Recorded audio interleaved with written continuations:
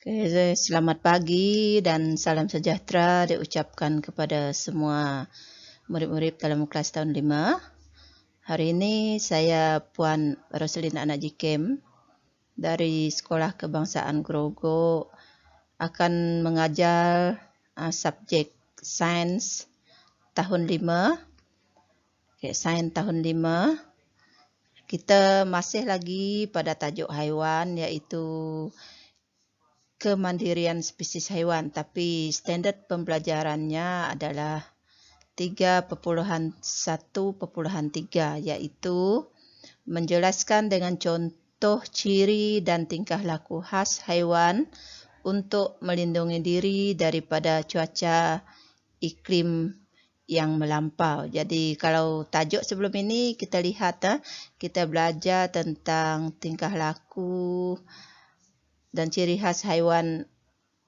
melindungi diri daripada musuh.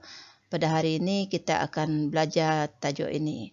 Seterusnya kita akan lihat kepada objektif pelajaran kita pada hari ini. Objektif pembelajaran kita pada hari ini adalah yang pertama, menyatakan dua jenis cuaca yang dikatakan melampau.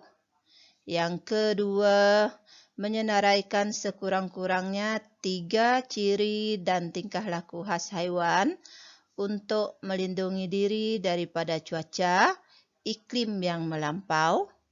Dan yang ketiga adalah menulis 2 contoh haiwan bagi setiap ciri dan tingkah laku khas haiwan untuk melindungi diri daripada cuaca iklim yang melampau.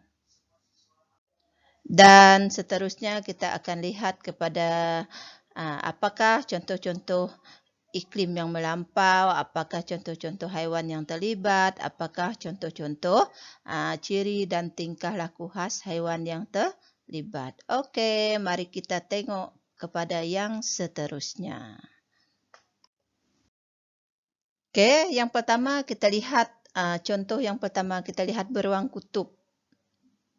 Beruang kutub sebenarnya memiliki bulu yang sangat tebal, iaitu bulu halus. Bulu halus yang sangat tebal. Apakah fungsi bulu tebal ini?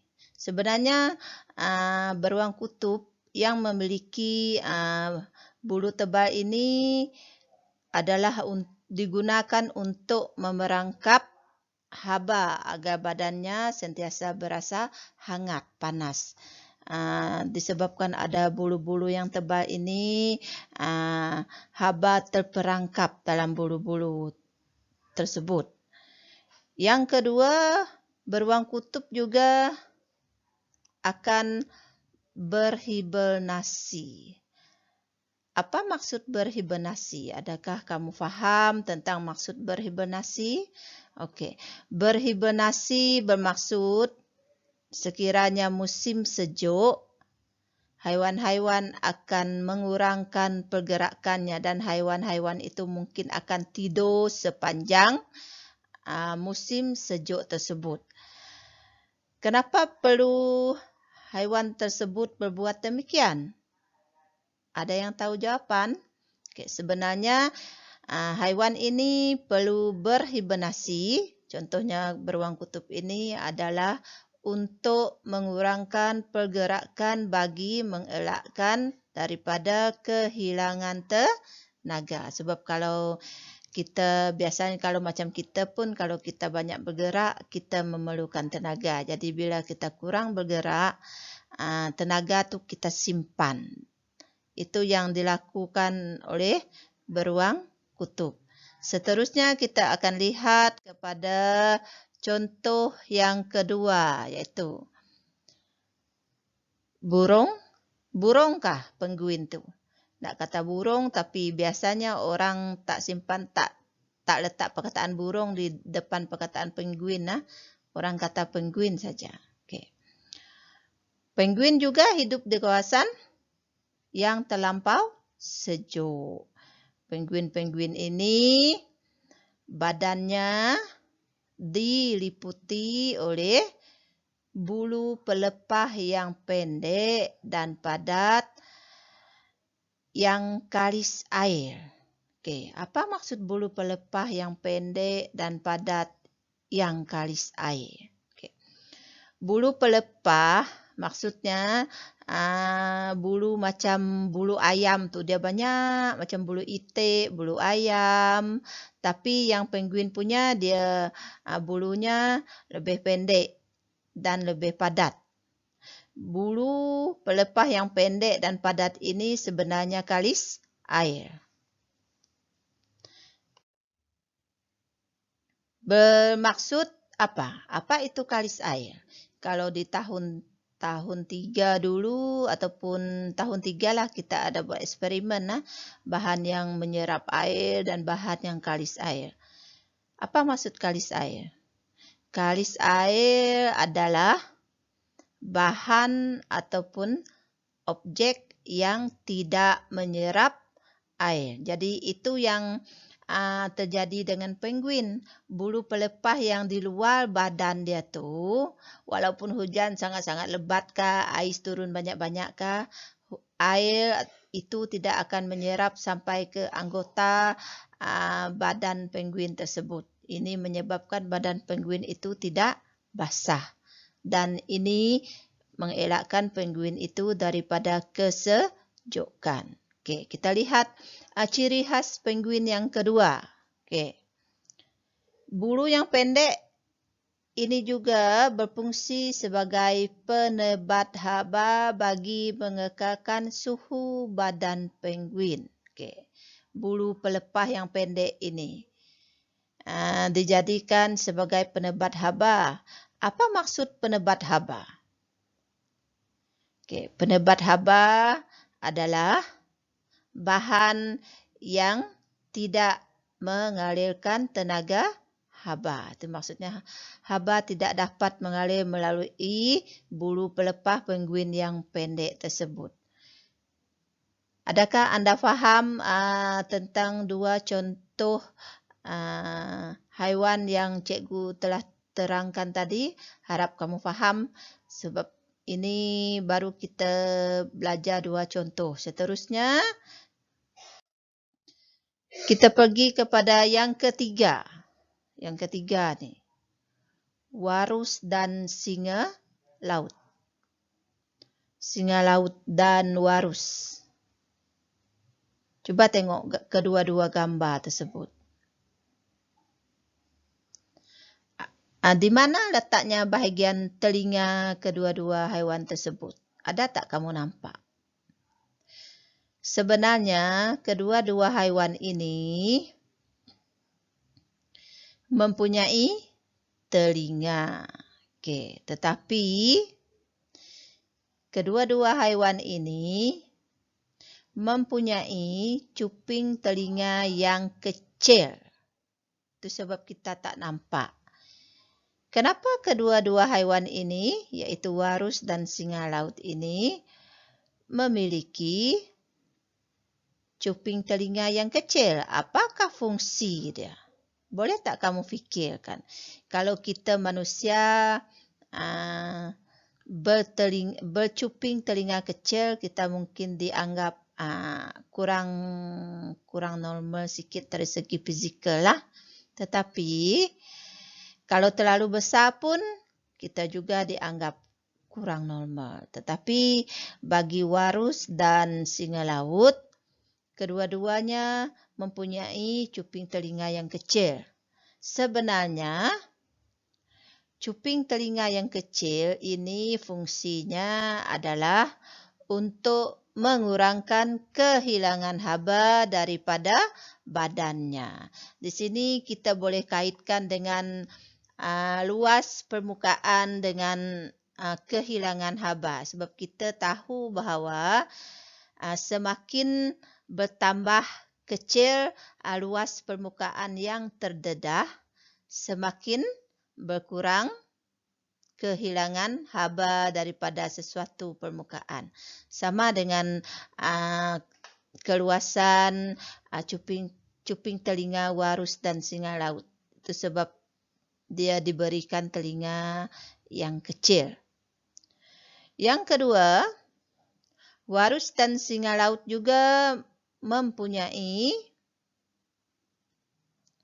lapisan lemak yang tebal di bahagian bawah kulit.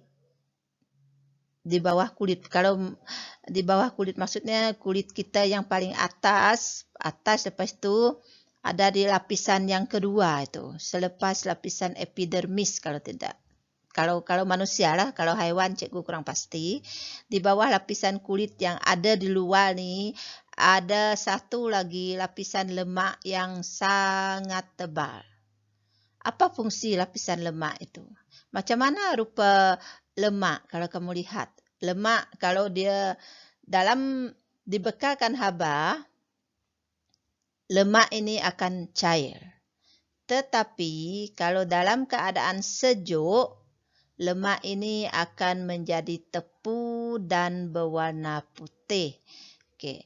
Jadi lapisan lemak ini sebenarnya adalah untuk mengekalkan suhu badan kedua-dua haiwan ini di dalam cuaca yang terlampau sejuk. Kalau tak ada lapisan lemak ini, kamu dapat bayangkan tak bagaimana walrus dengan singa laut itu menggigil. Macam keadaan kita yang terlampau sejuk, kita menggigil. Dan bila terlampau sejuk lagi, kemungkinan walrus dan singa laut boleh mati disebabkan kesejukan. Jadi itu sebab singa laut dan walrus mempunyai dua ciri khas ini, iaitu mempunyai cuping telinga yang kecil dan mempunyai lapisan lemak yang tebal. Kedua-dua ini fungsinya adalah untuk menyesuaikan walrus dan singa laut hidup di kawasan yang terlampau sejuk.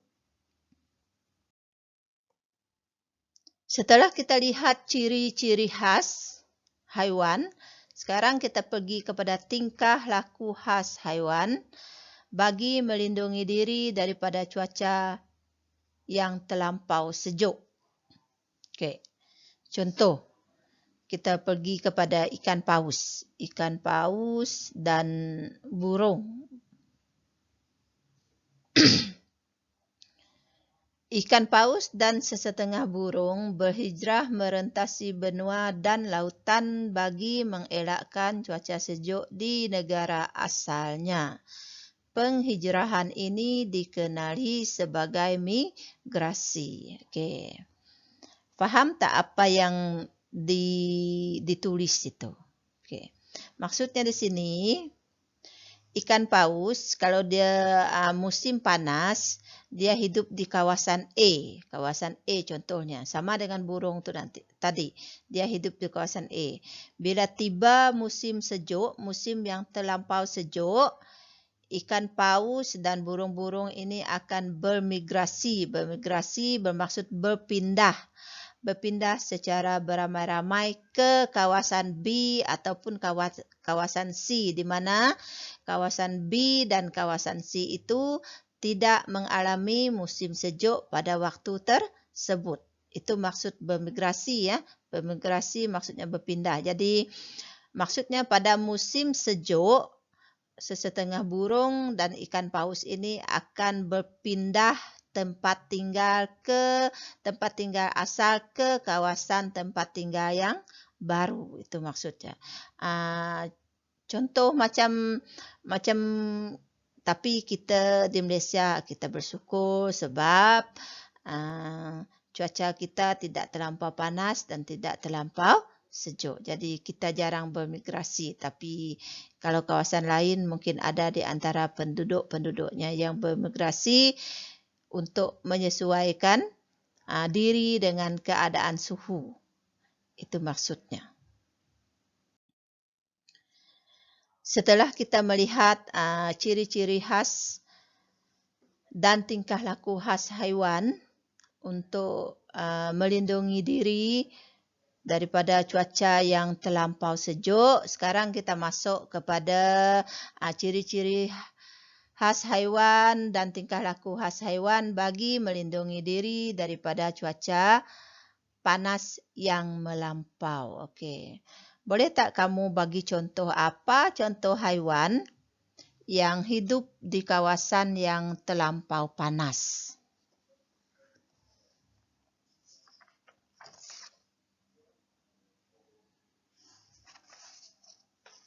Okey. Ada yang nak bagi jawapan? Sebenarnya di sini cikgu dah bagi ada dua, mungkin lebih daripada dua lah contoh di sini. Okey. Apakah nama haiwan dalam gambar yang pertama itu yang ada bonggol-bonggol dia itu? Okey. Itu adalah unta. Di mana unta selalu hidup? Unta selalu hidup di kawasan gurun. Apa itu gurun? Gurun adalah sebuah padang pasir yang tanpa tumbuhan dan kekurangan sumber air. Kawasannya panas, tanahnya kering, berdebu. Di sanalah unta-unta itu hidup. Okey. Unta mempunyai bonggol. Apa fungsi bonggol itu? Okey. Bonggol yang terdapat di belakang unta itu fungsinya adalah untuk menyimpan air dan lemak. Lemak yang telah mereka carilah, mereka jumpa, mereka simpan dalam tu. Dengan air dan lemak yang disimpan dalam bonggol ini, ia membolehkan unta ini hidup tanpa makan selama 2 minggu. Okey. 2 minggu ni jangka masa yang panjang kalau kita tak makan lah. Contohnya kalau kita manusia, kita memang tidak boleh dalam masa 2 minggu kalau kita tak makan, cikgu rasa kita dah mungkin pengsan. Sebab kita manusia kalau setakat sehari pun dah menggigil-gigil badan kalau tak makan apa-apa. Jadi unta dianugerahkan bonggol. Bonggol ini digunakan untuk menyimpan air dan lemak. Kenapa dia perlu simpan air dan lemak? Tujuannya adalah membolehkan unta hidup tanpa makanan selama 2 minggu. Okey, itulah unta. Okey. Contoh haiwan yang kedua yang boleh hidup mempunyai ciri-ciri khas bagi melindungi diri daripada cuaca panas yang melampau. Musang gurun. Kita lihat musang gurun. Rupa macam kucing. Ada juga macam musang. Okey. Musang lah, tapi musang ini dia bukan hidup di kawasan kita, dia hidup di kawasan gurun. Okey. Apa yang boleh kamu katakan atau perhatikan tentang gambar musang gurun tersebut? Cuba kamu nyatakan. Okey, yang pertama kita boleh lihat musang gurun mempunyai cuping telinga yang sangat besar. Kenapa? Kalau musang kita dekat sini, cuping telinganya biasa-biasa sajalah dalam saiz sederhana. Tetapi kalau musang gurun, cuping telinganya yang besar. Fungsi cuping telinga yang besar ini adalah supaya ataupun membolehkan lebih banyak haba dapat dibebaskan daripada badannya untuk mengelakkan kepanasan. Itu sebab dia musang gurun dianugerahkan cuping telinga yang besar. Kalau macam kita nak bercuping telinga besar, kalau musim panas nanti kita nampak pelik. Tapi kalau musang gurun ini sudah dianugerahkan. Kenapa dianugerahkan cuping telinga yang besar? Adalah tujuan untuk menyesuaikannya hidup di kawasan yang terlampau panas. Dan seterusnya, sebelum kita masuk kepada tingkah laku khas haiwan melindungi diri daripada cuaca panas yang melampau, ada tak yang nak tanya soalan ya, ataupun yang masih kurang faham kah, ataupun nak tanya, nak bagi contoh haiwan-haiwan lain kah, cikgu bagi masa seminit untuk peluang untuk kamu bertanyakan soalan.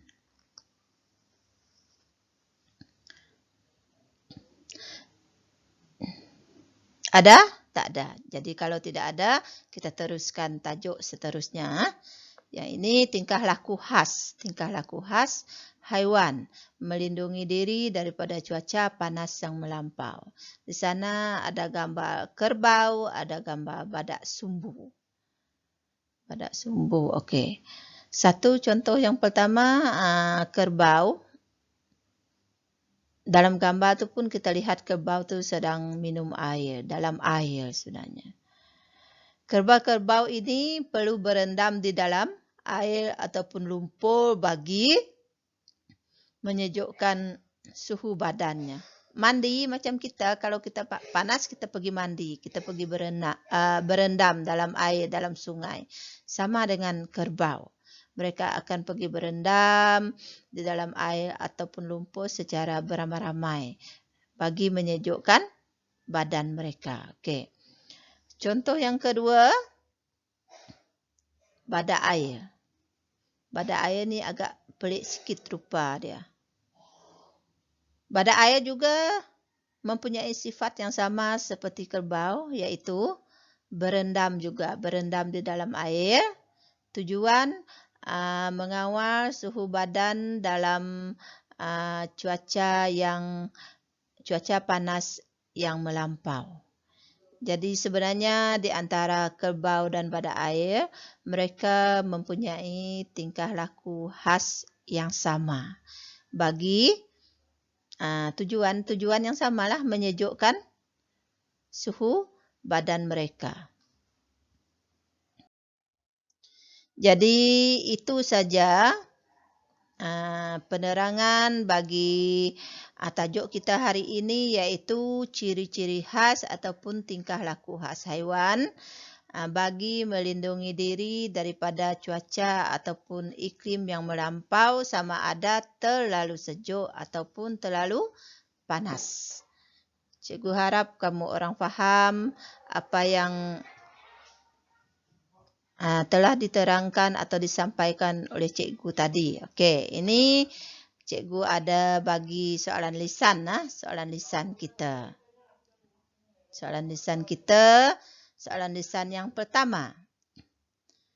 Pada pendapat kamu, apakah tujuan utama gajah berendam di dalam air? Soalan yang kedua. Cuba perhatikan anjing peliharaan Anda di rumah ketika hari terlalu panas.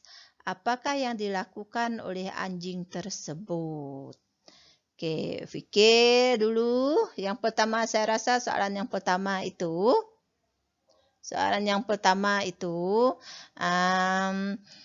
senang sikit. Dia sama dengan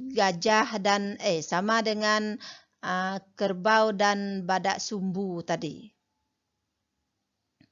Kalau badak sumbu dengan kerbau tadi berendam. Macam mana dengan gajah? Gajah juga berendam di dalam air. Mandilah maksudnya, mandi. Gajah tu mandi. Apa tujuan dia mandi? Untuk menyejukkan suhu badan dia yang panas. Okey. Yang kedua, ini yang mungkin kamu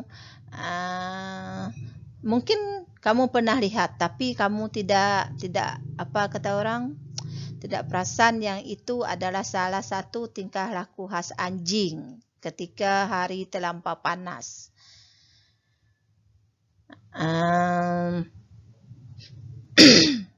Cikgu, kalau cuaca terlalu panas, pernah tak kamu lihat anjing-anjing kamu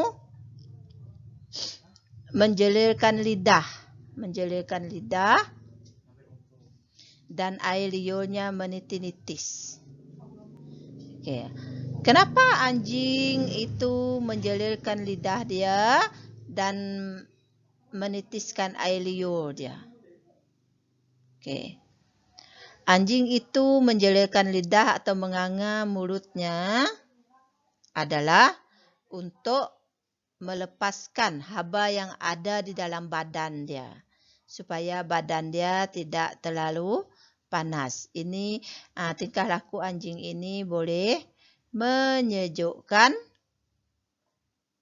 suhu badan anjing pada ketika cuaca terlampau panas.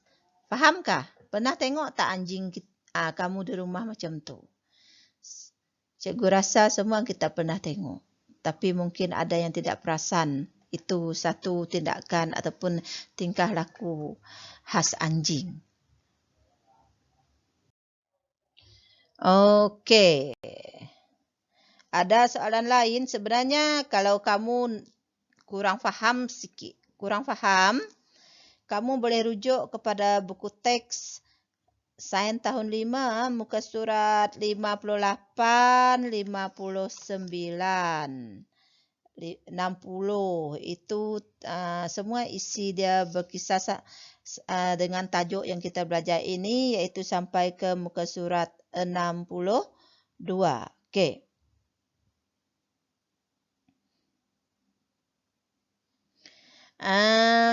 Sebelum kita simpulkan apa yang kita belajar pada hari ini, ada tak yang secara sukarela untuk membuat kesimpulan isi pelajaran kita pada hari ini? Pertama tadi, yang cikgu terangkan tu dia secara berurutan. Okey, di sini cikgu membantu kamu membuat kesimpulan. Okey. Apa yang kita belajar pada hari ini adalah kita belajar tentang haiwan juga mempunyai ciri dan tingkah laku khas yang tersendiri bagi melindungi diri daripada cuaca atau iklim yang melampau, sama ada terlalu panas ataupun terlalu sejuk. Di kawasan sejuk, ciri-ciri dan tingkah laku khasnya adalah berbeza dengan di kawasan yang terlampau panas. Ciri-ciri khas haiwan melindungi diri daripada cuaca atau iklim yang terlampau sejuk. Kita lihat yang pertama, yang ini kita simpulkan sudah. Berbulu tebal,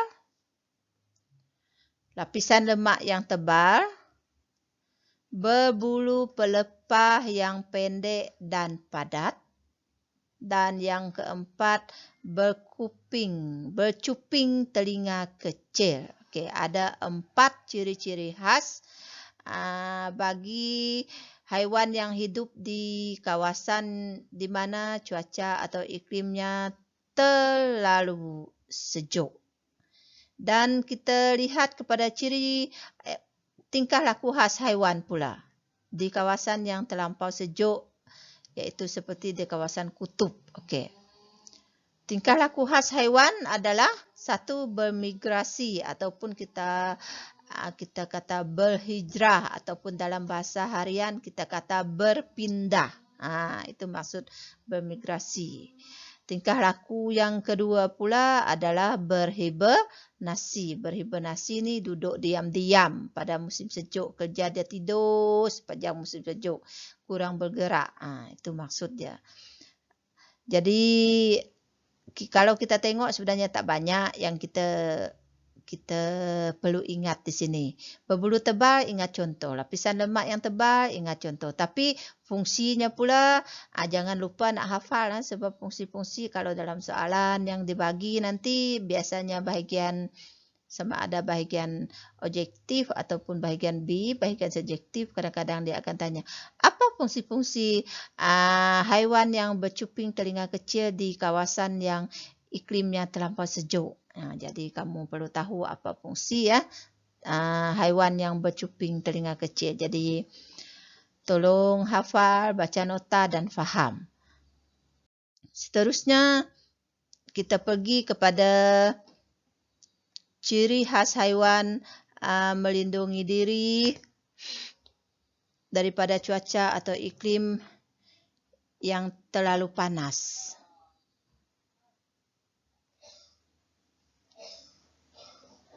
Yang pertama, ciri-ciri khas haiwan melindungi diri daripada cuaca atau iklim yang terlalu panas atau terlampau panas. Okey. Yang pertama, mempunyai bonggol adalah unta. Bercuping telinga besar, musang gurun. Musang gurun. Tingkah laku khas haiwan pula di kawasan yang terlampau panas, kita lihat ada satu di sini, iaitu berendam di dalam air ataupun lumpur, iaitu seperti kerbau, badak sumbu dan gajah sebenarnya. Harap setelah membuat kesimpulan ini, harap kamu faham. Dan cikgu rasa cikgu akan edarkan latihan di dalam buku aktiviti untuk kamu buat sebagai kerja rumah nanti. Jadi ini saja sesi pembelajaran kita untuk hari ini. Cikgu harap kamu faham, dan kalau kurang faham, baca balik nota supaya kamu lebih memahami tajuk ini dengan lebih mudah. Okey. Sekian sahaja daripada cikgu. Terima kasih, ataupun dalam bahasa Inggerisnya adalah thank you. Bye.